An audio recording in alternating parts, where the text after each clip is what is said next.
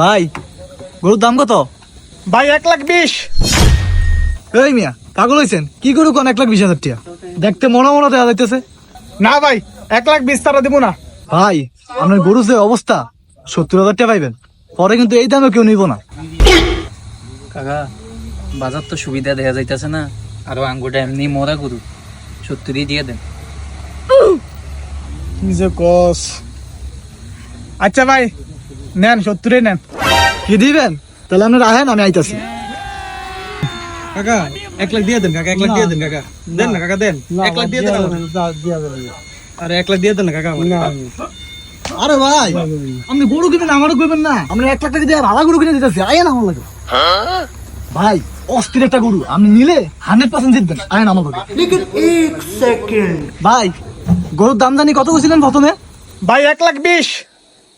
না ভাই, গরুর দাম পাইবেন 1,00,000। হ্যাঁ ভাই নেন নেন নেন।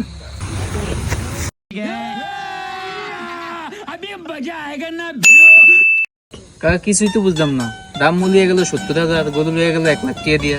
আর আমি তো কিছু বুঝলাম না রে। ভাই 70,000 টাকা রাখা, বাকি 30,000 টাকা দেন।